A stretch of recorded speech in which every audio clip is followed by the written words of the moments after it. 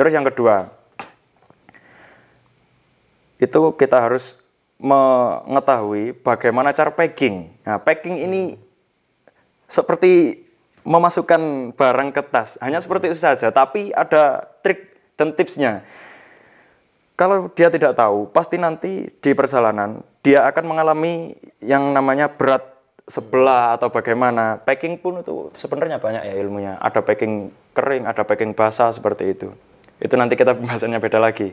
Terus yang ketiga, kita harus mengenal situasi atau kondisi alam yang ada di situ. Jadi mulai dari satwanya, Karakter gunung itu ya seperti apa? karakter lingkungan, karakter alamnya itu tadi bagaimana. Bisa jadi ada satwa-satwa yang berbahaya atau hewan-hewan buas seperti itu. Jadi kita ndaki itu kalau bisa itu misalkan di siang hari karena menghindari hewan-hewan yang aktif malam seperti itu. Ada 3. Terus kemudian ada lagi mengenal pembagian itu tadi, pembagian gawan, pembagian barang-barang atau bawa-bawaan kita agar bisa pas. Mulai dari makanan, minuman, sampai cemilan, sampai apapun itu, kita harus mengetahui mana yang cocok buat kita dan mana yang bisa dibagi, seperti itu. Dan terus lagi, dibutuhkan ilmu kekompakan. Artinya paling tidak kalau kita mendaki, jangan semuanya itu pemula. Harus ada satu orang yang yang berpengalaman lah. Jadi dia bisa menjadi leader untuk memimpin teman-teman yang ada di belakangnya. Atau dia yang mengerti seluk-beluk gunung, kemudian dia bisa mengedukasi ke teman-temannya bagaimana cara berjalan, cara mengangkat carrier, semua ada ilmunya. Kalau dilakukan dengan asal-asalan, saya yakin dia pasti akan mengalami cedera. Paling enggak itu dia pasti tidak akan bisa menikmati indahnya perjalanannya tadi. Ndaki itu sebenarnya nggak menarik. Cuma yang bikin ketagihan itu tadi, proses perjalanannya itu. Jadi kita dipaksa sebegitu keras untuk melewati halang rintang yang ada di depan untuk mencapai sebuah puncak yang begitu indah kalau kita pandang. Nah, proses perjalanan ini tadi, capeknya ini tadi yang rata-rata itu bikin teman-teman semua pada ketagihan kalau sudah mendaki gunung. Berarti lebih pada manajemen perasaan. Iya, manajemen perasaan. Iya kan? Manajemen perasaan. Di saat kita capek, gimana caranya kita bisa mengkondisikan perasaan tetap sehat? Iya. Nah, di saat perasaan kita sehat, maka energi kita juga akan kuat. Kalau ngomong soal psikologi itu kan ada hubungannya toh antara manajemen pikiran, perasaan, sehingga nanti bisa berefek pada energi atau sebuah tindakan. Iya. Ketika kita mendaki dengan pikiran yang negatif terus, maka akan berimbas pada perasaan. Iya. Dan perasaan ini nanti akan berimbas pada energi yang kita dapatkan. Semakin positif, semakin negatif. Pun ketika kita berpikir positif, akan semakin positif pula. Nah, itulah gunanya saya bilang tadi ada sebuah leader yang harus ada yang berpengalaman. Kalau misalkan ada anak yang ngedown atau anak yang capek, dia bisa mengasih motivasi. Dia bisa ngasih arahan-arahan agar supaya hatinya itu tetap tegar dalam perjalanannya. Seperti itu. Paling enggak dikasih dikasih jok-jok agar dia bisa ketawa, bisa bahagia. Iya. Kalau sama sampean itu isinya itu cuma pisu-pisuan tok istilah. Jadi pelecut semangat kita nggak bisa kita bohongi. Salah satunya dari seperti itu. Kita berteriak yang keras, itu bisa melecut semangat kita agar kuat lagi untuk berjalan.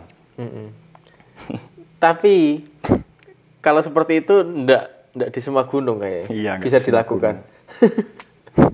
Hanya gunung-gunung tertentu tok. Iya, gunung-gunung yang biasa-biasa saja lah. Karena kita mendaki juga harus mengenal itu tadi, adat istiadat di gunung tersebut. Kalau kita nggak mengenal tata keramanya bagaimana cara mendaki gunung, bisa-bisa nanti kita akan tertimpa suatu hal yang negatif saat di perjalanan. Sepertinya kembali lagi ya, sama mengenal dan mengenal itu tadi. di saat kita bisa mampu mengenal sesuatu, yo bakal tahu. Iya. Nek wis tahu, ya bakal menjadi pengetahuan. Apa ya Jawa niku sapa sing nemu bakal tinemu. Seperti itu mungkin ya. Ya seperti tadi. Siapa yang bisa menemukan itu tadi dengan cara mengenal, dia akan menemukan sesuatu yang spesial dari yang dicari tersebut. Pengalaman saya setiap saya pendakian itu pasti menemukan sesuatu, pasti ada hal. Ya, contohnya seperti apa? Contoh kemarin saat saya saya mendaki 3 hari Gunung Penanggungan, Pundak, dan Pondok Siwur. Di Gunung Penanggungan itu naik langsung turun, pas turun kebetulan ada salah satu orang jatuh, tidak bisa nafas dan seterusnya. Meskipun enggak tim saya, tapi dengan secara refleks, naluri, langsung saya membantunya. Enggak pakai sepatu. Sebentar, itu tapi cowok atau cewek itu? Cowok. Oh, cowok. Enggak pakai sepatu, ngebak kondisi karena sudah turun ta. Iya. Wes males-males sih. Sepatu tak taruh tas dan sebagainya. Saya juga pakai tas yang besar. Bawa orang itu turun sampai ke bawah, sampai pos paling Gendong bawah. berarti ya? Enggak, Bopong. dibawa bareng-bareng. Oh iya. Dan itu pengalaman yang gini ya rasanya. Ya. Dan karakter ini enggak dibuat-buat.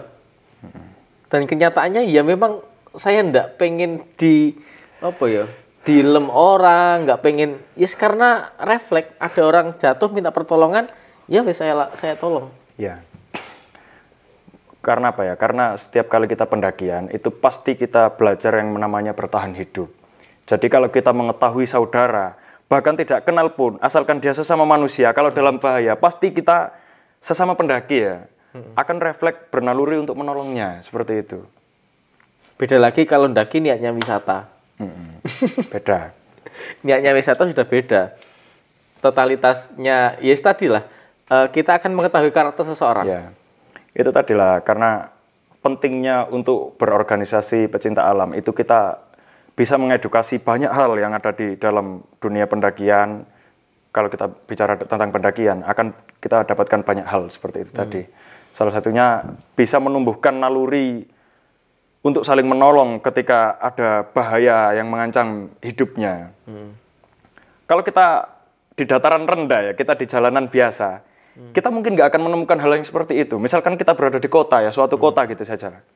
Ada orang bacok-bacokan atau antem-anteman atau orang yang jatuh, tidak akan semua orang itu langsung antusias untuk menolong seperti itu. Tidak akan terjadi seperti itu.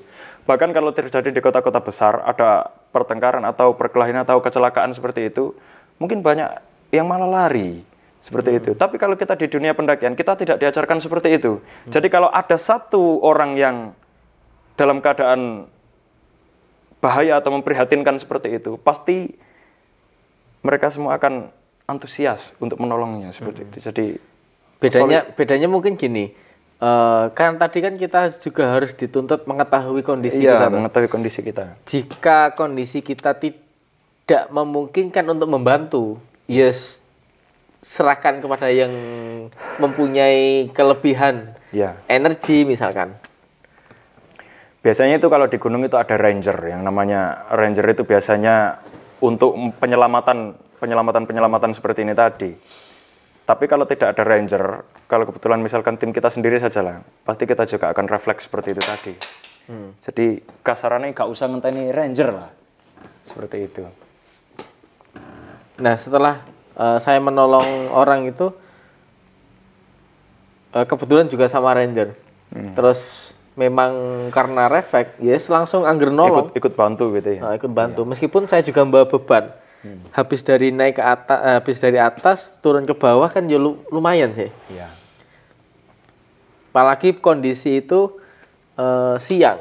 Saya naik malam, istirahat, naik sampai ke atas pagi, terus langsung turun. Nah, pas posisi turun ini tadi ada orang naik kebreset.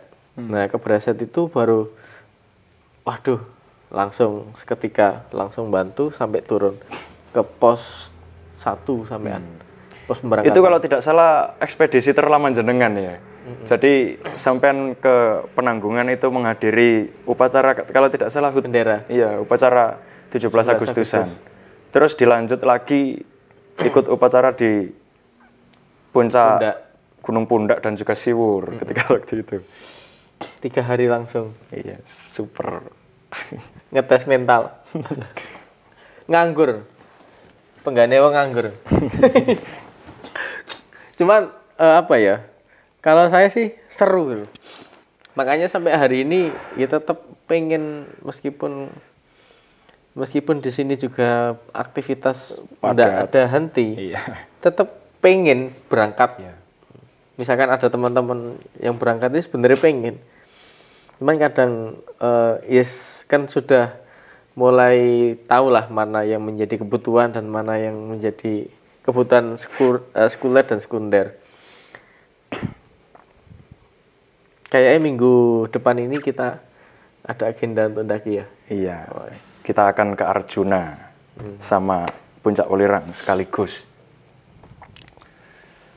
Semoga nanti perjalanan kita bisa lancar sampai puncak dan kembali pulang dengan selamat. Untuk merestart kembali. Nyaman nggak kira-kira sama? Nyaman bagaimana? Berat. Yes, waktu mendaki gitu.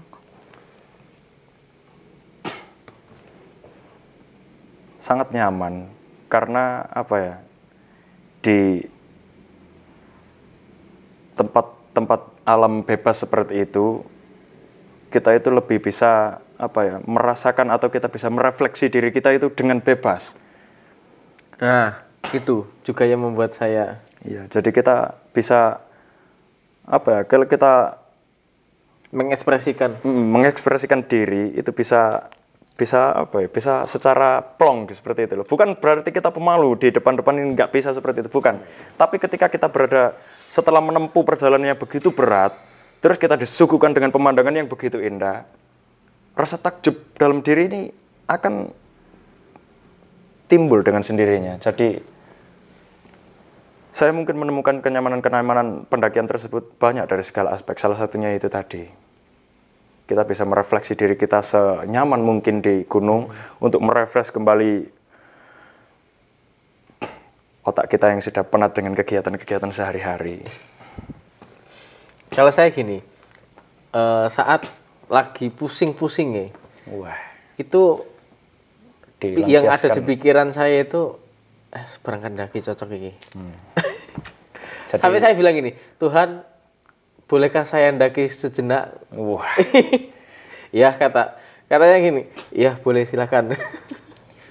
Itu menurut saya sangat positif ya, daripada kita melampiaskan kejenuhan kita itu ke alam yang bebas. Artinya kita kan laki-laki, tidak melampiaskan kejenuhan kita tersebut kepada, mohon maaf ya, wanita atau seperti itu. Jadi kita lebih melampiaskan kepenatan kita atau kegundah gulanaan kita ke itu tadi. Hal-hal yang sifatnya positif. Hal-hal yang sifatnya positif seperti pendakian, ekspedisi dan yang lain-lain tersebut. Contoh putus cinta. Iya, ketika putus cinta nanti dia akan melampiaskan diri ke wanita, itu sangat berbahaya. Jadi daripada putus cinta kita lampiaskan kepada wanita, lebih baik kita lampiaskan ke gunung saja. Jadi kita sama-sama mencintai, cuma mencintai gunung, mencintai alam, tapi bukan alam saya ya. Banyak hal yang kita dapatkan saat itu tadilah, tergantung bagaimana kita cara pandang, sudut pandang yang kita dapatkan atau yang kita miliki. Di saat kita berpikir tentang negatif, ya akan dapat negatif. Contoh misalkan sekarang banyak orang-orang di gunung itu ya malah pacaran di situ. Yo enggak akeh. Enggak saidi, itu tetap ada. Lagi-lagi kan terlihat karakternya dan niat-niat Dan itu apa ya? Nek menurutku isik apa? Cupu. Cupu. Masih cupu. Pokok ber. Wong bawa awak sendiri terus menuju ke puncak itu kan wis satu tantangan. Tapi ya kita tidak bisa menyalahkan ya.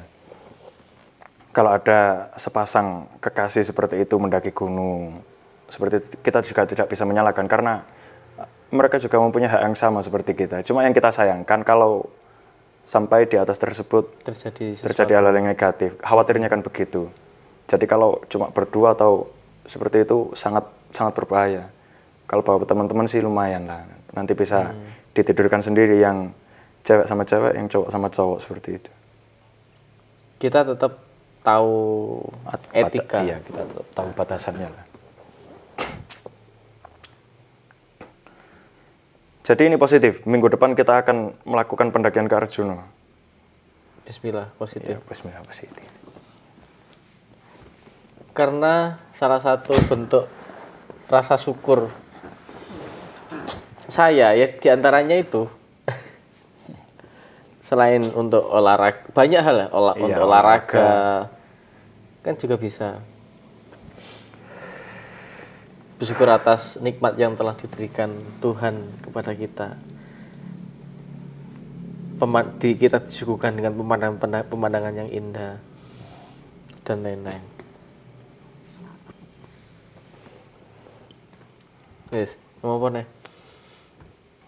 Iki karo dekat kan iki. Hah? Bisa dekat kan ngene iki. Iso. Nah, ya wis ya dekat. Terus Kak kesuwen ta iku. Ono tulisane ngono iku lho. Iku sing iku.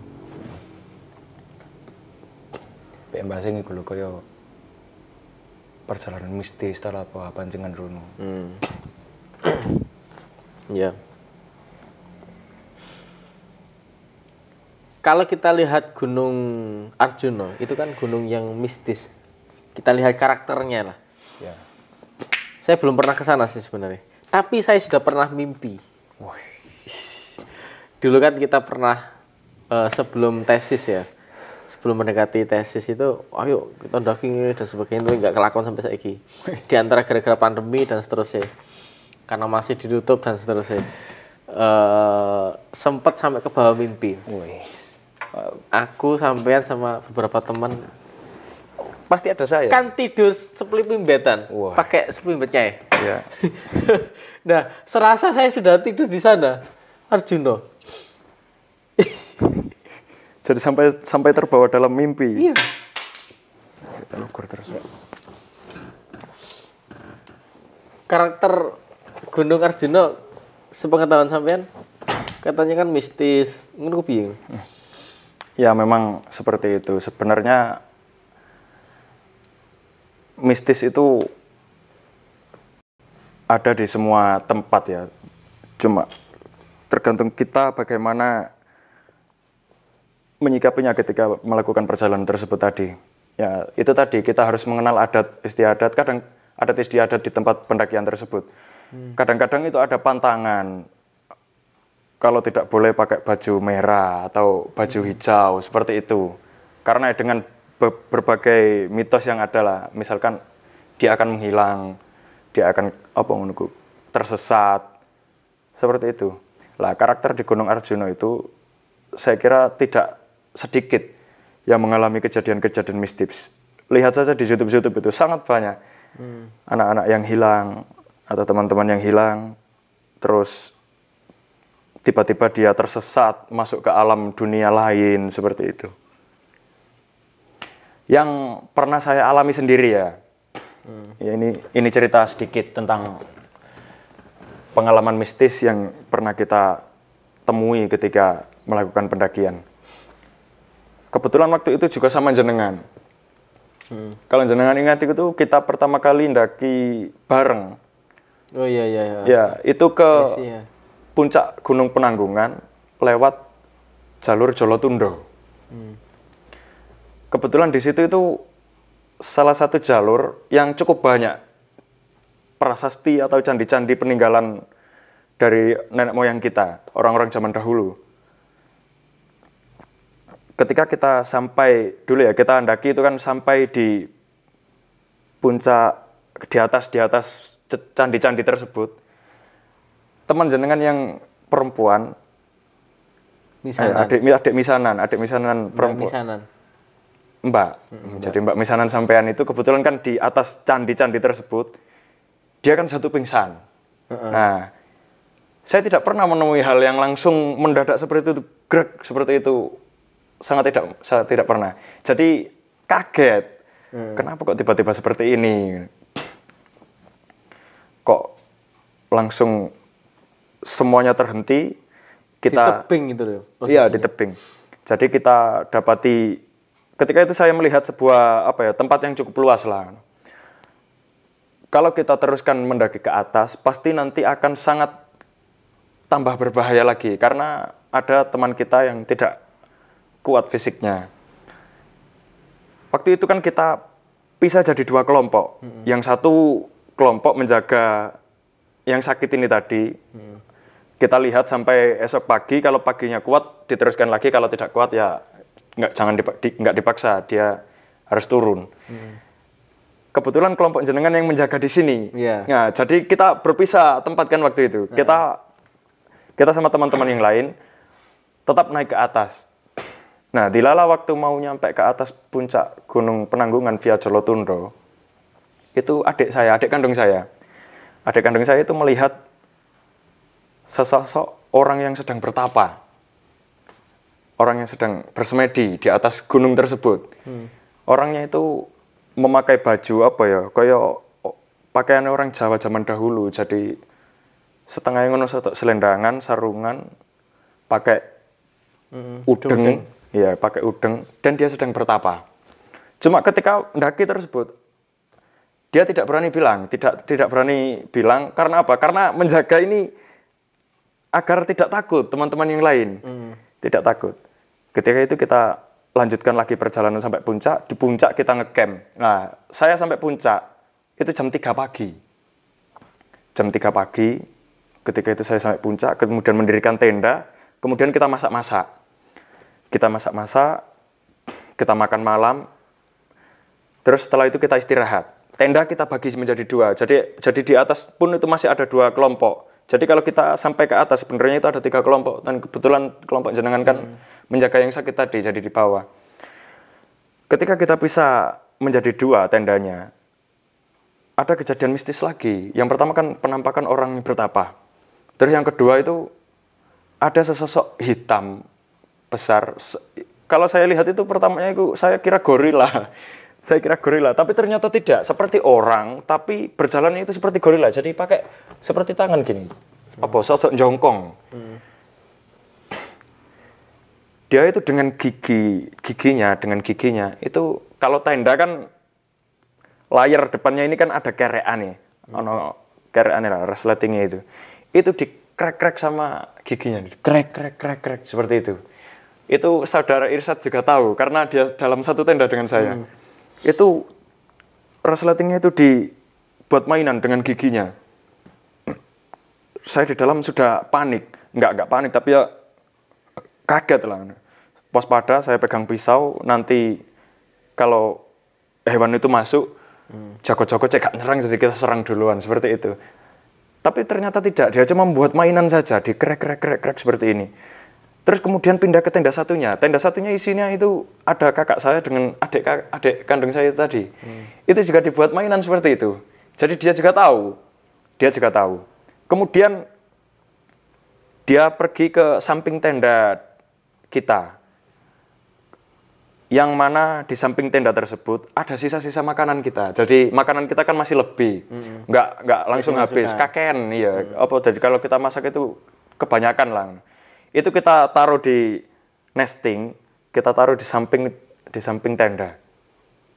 Ternyata makhluk tersebut, entah itu binatang atau apa ya, tapi kalau saya kira binatang, tidak ada binatang di daerah situ yang seperti itu. Apalagi seperti gorila, orangutan, tidak ada seperti itu. Saya kira itu makhluk supranatural, makhluk kasat mata. Ternyata dia makan itu tadi, makan makanan sisa kita itu tadi yang saya taruh di nesting itu tadi.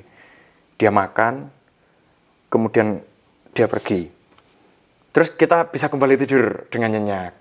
Esok paginya kita lihat ke depan, ternyata itu sudah kocar-kacir, banyak yang tercecer lah gitu. Makanan-makanan sisa-sisa itu tadi banyak yang tercecer.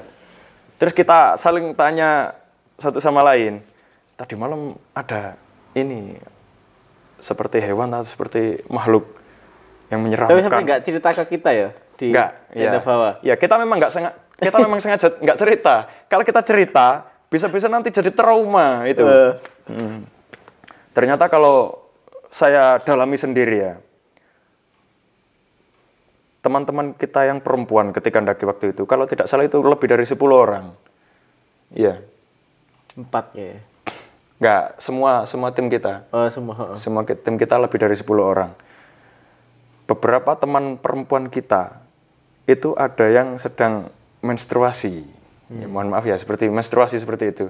Jadi dia tidak bilang kalau sedang dalam keadaan mohon maaf kotor seperti itu. Dia belum suci lah keadaannya si perempuan itu tadi. Dia ikut daki bersama kita. Ya mungkin karena hal-hal seperti itulah. Karena di gunung itu kan, apalagi di jalur via Jolotundo ya, itu tempat-tempat candi-candinya itu kan disakralkan. Artinya tempat peribadatan, tempat suci. Terus yang daki juga kita tidak ada barengan sama sekali kan ya? Ya, di jalur itu cuma tim kita saja. Cuma tim kita saja. Jadi rasanya sepi kayak sepi, sangat mistis, dan itu kita semua baru pertama kali juga melakukan ekspedisi di jalur tersebut. Kita sampai babat alas.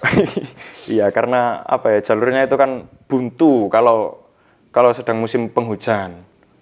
Terus kebetulan kemarin saat pendakian itu posisi Mbak misanan saya itu namanya Mbak Puput. Itu memang dia habis dioperasi. Ternyata seperti itu ya. Jadi habis dioperasi dari Kalimantan, terus main-main ke sini, saya ajak, dia mau. Dan ini termasuk orang kuat loh. Ya, jadi habis operasi di situ saat dia saat dia mendaki itu jarang makan nasi. Ya. Terus kekuatan tubuhnya kurang maksimal lah. Ya mungkin karena itu tadi lah ya, setelah operasi jadi. Terus setiap berapa jam sekali, setiap 1 hari 3 kali harus minum obat. Makanya ya wajar sampai pingsan. Kondisi juga badai kan. Terus membuat tenda di tebingan. Wah, itu sangat berkesan. Kena badai sedikit nyules bahaya banget itu. Iya, bahaya, nanti bisa jatuh ke. Cuma itu kita keadaan darurat. Kita cuma menemukan satu-satunya tempat itu ya di situ yang bisa dijadikan untuk camp. Kalau kita paksa naik ke atas lagi, itu nggak ada tempat yang landai untuk kita bisa jadikan tempat camp. Jadi meskipun di tebingnya kita harus terpaksa di tebing situ saja. Kalau kita paksa nanti bisa-bisa dia semakin drop. Jadi itu tadi, di puncak Gunung Penanggungan, waktu sebelum puncaknya, ada penampakan orang yang sedang bertapa. Terus kemudian ada sesosok makhluk yang ternyata dia minta makan itu tadi.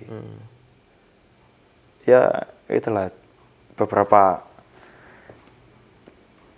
kisah mistis yang pernah saya jumpai ketika pendakian yang ada di Gunung Penanggungan. Sebenarnya masih banyak. Karena apa? Karena saya mendaki di Gunung Penanggungan itu sudah berkali-kali. Sudah 10 kali. Jadi sebenarnya sangat banyak. Cuma kadang-kadang saya itu lupa kalau nggak diingatkan. Kalau nggak ada momen bicara apa gitu, lupa. Seperti ini tadi saja kadang-kadang saya lupa. Cuma kan kebetulan kita bicara tema pendakian, terus lama-lama kita mengarah ke hal-hal spiritual seperti itu tadi. Jadi saya kembali ingat. Dan itu pengalaman pertama kali, first time. Dan sangat mengesankan.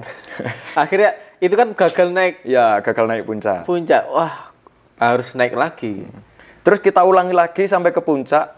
Itu ketika kita lulus sidang skripsi S1, ya. Setelah selesai sidang, kita merayakannya dengan pendakian ke Gunung Penanggungan. Itu jenengan baru sampai puncak berarti ya? Iya. Iya. terus gak terima lagi, berangkat. Sudah 4 kali ya. Dan banyak sekali tentunya pengalaman-pengalaman yang pengalaman-pengalaman yang bisa membuat pelajaran kita entah nanti berefek dalam dunia kehidupan kita. Contohnya tadi membuang sampah.